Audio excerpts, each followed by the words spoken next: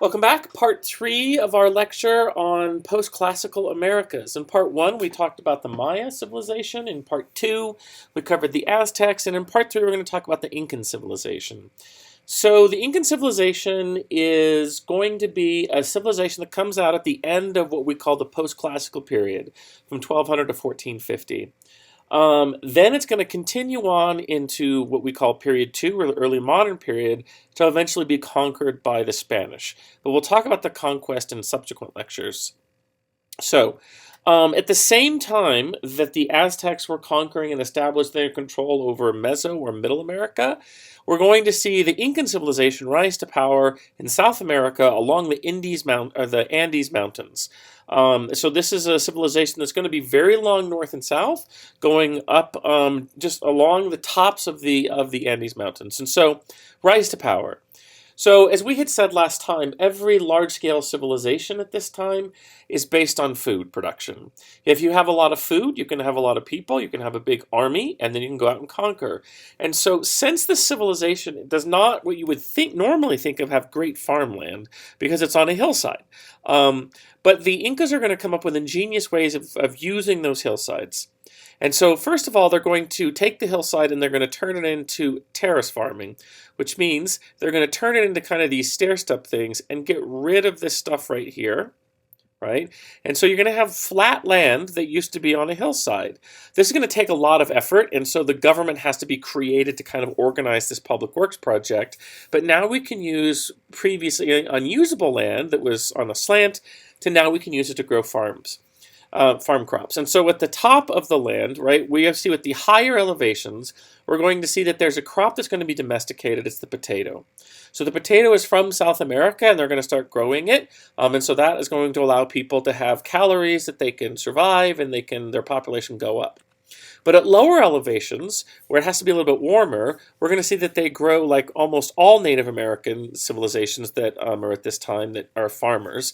They're going to grow maize. They're going to grow what we call corn in America, maize other places. And so they have two crops, which provides different nutrients for them. And if one crop fails, you still have the other crop. And so when you have two major crops as a civilization, you're going to have a lot of calories, you're going to have a lot of people, and so you're going to have a larger armory to go and conquer. And so we see that the capital of the Incan civilization is going to be at a city called Cusco. And so we're going to see that city grow as the empire grows in importance. Right? Now they also have a source of protein. And that's the llama, or the alpaca, that we see up at high elevations. And the Incas can use these animals for many purposes. One, they can eat their meat, they can drink their milk, they can use them as pack animals to carry things up and down these mountains or along the ridges, and they can also use their fur to make clothing. And so we're going to see the alpaca, or the llama, is very important for the Incan civilization. In fact, it's going to be so important that it's going to be heavily associated with their religion. We'll see golden or silver statues of llamas all over the place in Incan society, and that shows you that its status and importance in that civilization. All right. Next, we're going to see coca. Now, coca is not a crop that you will survive off of, but it is a crop that allows you to survive. You're not going to eat it for calories, but what you are going to do is the Incas learned that you could chew it or you could lick it and put it on your face, and we get a stimulant, right? That those leaves, those coca leaves, contain a stimulant that will help your heart beat faster. And we need to do this at high elevations because we really need to get that oxygen that's very scarce at high elevations in and around your body, into your brain, into your muscles. And so it's going to help them survive at these higher elevations. Now, of course, later on, much later on, we're going to see that people will realize that you can use these leaves to create cocaine, which is a stimulant. But the Inca did not use it for cocaine. They did not condense it down into that drug. They use it as kind of this low-level stimulant where they can chew it or, like I said, lick it and put it on their skin.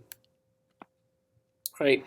So next we have more agricultural history, is that the Inca realized that they can use something called waru. And so as they're terracing these mountainsides, it gets very cold at night, obviously, and sometimes there's periods of drought as well.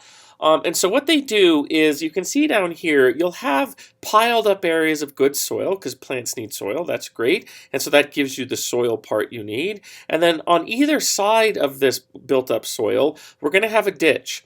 Now this ditch will provide in one way, it'll provide water to the roots of this soil. They'll suck it up, and so that's good to make the crops grow. They'll also act as a reservoir during times of droughts. When it rains, these ditches will fill up, and even when it's drought period, we'll still have water next to the crops.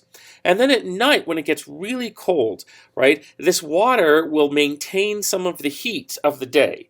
And so the crops will not freeze as much at night. And so we see that the Incas are adapting to their climate and then adapting their climate, their environment, to meet their needs. And so these waru are going to be a technique they use to continue to grow even more crops at this very challenging high elevation. All right. Next, let's talk about religion. And so the religion of the Inca are, well, they're farmers primarily. And so we're going to see, once again, polytheistic nature gods. They're going to have many gods. Here we see Inti, the sun god, and you can obviously why he's a sun god. He's got the sun for a head. He's made of gold because that looks like the sun. And so if we worship the sun god and give him sacrifices, he will continue to come up. He will make us warm in cold times. He will make the summers last longer, the winters shorter, those kinds of things. And so we need it. Or we also have rain gods and fertility goddesses. You get the idea. All of these things are important so that the farmers feel that they have some control over their environment, so they can help themselves out in times of drought. They will pray to the rain goddess or god, and that means rain will come then. All right. They also believe, here's another aspect of their religion, they also believe in ancestor worship or ancestor veneration. And so they believe, just like China did at this time, that when your old people die, they don't give up their importance, that they're still important even after death. And so we have to keep them around. And so the Incas will engage in mummification techniques. And it's very easy at a high, dry climate. That's dry, keeps things from rotting, and it's cold, and that keeps things from rotting. And so we would see them make mummies of their ancestors, and they would keep them typically underneath the floorboards of their house, and then they would bring them out when the family has a big gathering or there's a big important decision that's to be made. And they believe that the ancestors' spirits contained inside their bodies would still be looking out for them. Even after an ancestor died, he or she continued to keep their wealth. And so if your ancestor got some land for you, for your family, when they die, you have to keep their body around because they're the owners of the land, not you. They maintain ownership after death. And so it was very important to keep their body around, kind of as proof of purchase, of proof that your family still owns that land, right?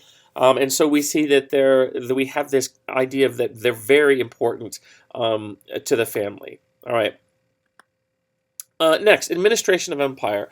So the Incas are going to start at Cusco and then expand north and south as they go along the mountaintops of the Andes. And they do have an emperor, but the person who becomes emperor is not hereditary. It doesn't go from father to son to son to son. What happens is it rotates around these 10 or so very powerful original Incan families. And so what happens is it's your family's turn, the most important man in your family will be the emperor, and and all the other 9 families will support him. And as an army, you will go out united and conquer more territory. But all the territory that was conquered by the empire is going to be owned by that emperor. And so even when he dies, as long as you have his body, even when he dies, he will get to keep the land that all 10 families helped him to conquer. But the reason the other 9 families would do this is because then when he dies, the new emperor will come from a new one of these 10 families. And so it's their motive to go expand as much as possible because when he dies, their family will still keep that land. And so this is pushing the Incan Empire to expand rapidly because when it's your family's time to be emperor, right, you want to make use of that time as much as possible because you're going to personally get to keep that land as a family even when the new emperor takes over. And so this is a social characteristic that is driving them to expand further and further and rapidly, right? Next, so that's conquest and expansion. What about administration? Well, so what the Inca will do is as they go out, and let's say that you're the third family, so it's your third rotation. So all the land we conquer under you, let's say it's this right here, right? And so when your emperor dies and there's a new emperor from the fourth family, well, the third family still gets to keep all of this land, and so they're in charge of administering it, right? It's their land. It's part of the Incan Empire, but it's their family's land, and so they're the ones in charge of administering it, of running that part of the empire. Now, at the little village level, what we'll do is we'll keep the local village leaders in charge. So it's decentralized in that part, right? But they're all going to report to whichever of those 10 families conquered that land, if they were in charge of it during their family's empire, all right? Next, what if a village rebels? So if a village rebels, what they'll do is they'll send some of the people from the rebellious village all the way to another part of the empire, far away. So they'll split them up. I sometimes think of this as like a teacher approach. If you've got two troublemaking kids, you're going to split them up to different parts of the empire or the room so they can't interact and create a bigger rebellion. And so that's one of the things they do. Right. Another thing they would do is they might send, loyal Incan citizens to go live in that village. And so they've taken some of the rebellious people and taken them out, and they've replaced them with some loyal people who will then be in that village to kind of keep a watch on the rebellious villagers. All right. Next, once we have conquered a village, what we're going to do, the Inca are going to create schools for those children where they're going to teach them the Incan language, right? So they can assimilate over time into Incan culture and not think of themselves as separate Indians, separate Native Americans, right? And so we see that this is the long game of administering and unifying the empire, is that teach these children about Incan language and culture and traditions, and so eventually they'll just consider themselves Incan and not something else. Next, if you're a village leader, right, we want to ensure that you're loyal. And so what we do is we will capture your children and we will take them as hostages and we'll take them all the way back to Cusco, right? And then if your village rebels, well, we'll kill your children, right? And so this hostage situation is what a lot of empires will do over time, but the Incans certainly do this too. And this is all about controlling your empire, administering it. Notice I did not say they use an educated bureaucracy because, once again, very few people in this society are literate.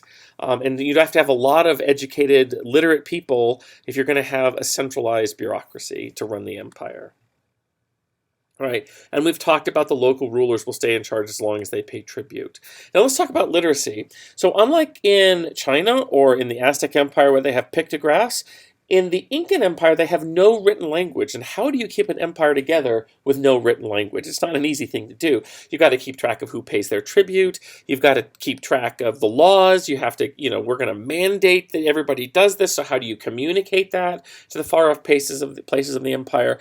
And so what they use is a quipu, is they have this language system that's ingenious. It is strings or leather strings or cotton strings.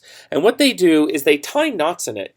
And the type of knot will stand for a word, or the position of the knot on the string will stand for a word, or the color of a knot. We don't see colors in here because this is really old and they've lost their dye, right? And so we see that this really ingenious knot system is how you communicate. So if the emperor in Cusco wants to communicate to some village way out here to the noble who's in charge of that area, he will send a runner, and they will run. We'll talk on roads in a second. They will run, and then hand it off this set of knots to another runner and to another runner, and eventually we can communicate back and forth on this very long north-south empire, large territory, rather quickly with this clever use of these quipu or knots. Right? And so here are the roads that the Inca built. So not only is the government organizing people to build terrace farms, but they're also building roads throughout these Andes mountains. And of course, it's very rugged, and it would take forever if you didn't build a road to make it easy to run on. And so we see these roads just go all the way north and south along the Andes mountains, and they're maintained by the government, and the government makes the villagers that they've conquered help them maintain these roads. That's part of their labor tax. And so we see that it was very possible for runners to go from one end of the empire to the other. And in fact, sometimes in times of need, they would feed runners a whole bunch of these coca leaves to really get them going, right? All the stimulant, and they would run for miles and miles and miles, and they wouldn't feel pain because of the stimulant. And sometimes they would run all the flesh off the bottom of their feet, but not feel it because they're all hopped up on this coca. And so we would see that was a way to quickly get messages back and forth across the empire when it was needed. All right, and so society. And so once we have this pyramid, the emperor and the 10 noble families are at the top, sharing this power, kind of like an oligarchy. There's one emperor at a time, but when he's done, the new family will have a new emperor and take over, as we said. Right? Underneath them, we have a large group of peasant farmers. These are free farmers who will do family farming, just like we talked at the Aztecs or the Chinese. And the patriarch, or the oldest man, is in charge. The most respected man, and he will divide the land up among his family, and he'll divide the labor up and say, okay, you're going to do this, you're going to do that. Of course, they have to pay some tribute to the Incan Empire as well. Right, family shares the work in the land, divide the land into thirds. And so every peasant family, a third of their land is for themselves. They get to keep all of that, whatever they make. A third of the land goes to support the priestly class, which I didn't mention, but they're always up here. They're the connection to the gods. And then a third of the land goes to the state. And so we see that that's how the government is going to get their wealth and their food to maintain their administration. We have a third system. All right. In addition to giving a third of your produce to the government, you also must give a labor tax, which is called the Mida tax. And so a labor tax is for a couple of months of year. The Incan Empire will come into your village and they say, we're going to take, I don't know, a lottery, these men or these people, and they will go work either maintaining roads or building terrace farms or working in silver mines at a place called Potosi, which is this huge silver mine in the Incan Empire, and mining silver for the Incan emperor. And so this is a special kind of tax. It's called the labor tax, where you have to give of your time in addition to giving of your food and the other things we've talked about, the third system, right? Very few merchants, right? Once again, we see that we don't have a lot of merchants, but it's different than the Aztec Empire. We don't see a lot of merchants because each valley in the Incan Empire was kind of a self-contained unit. They had their potatoes at the top and the maize or the corn at the bottom, and they have their llamas, and they pretty much are able to maintain and grow everything they need kind of in that valley. And so we don't see a lot of people trading back and forth between the valleys. There is some, right? And that is usually done with tribute, the government getting things that they want. Plus, it's very hard to go from valley to valley. There are these roads, but as you saw, they're very thin, and so we don't have any wheels here. We haven't invented the wheel, and so everything has to be carried by llama or by person. And so the rugged terrain just makes it very difficult to have long distance trade.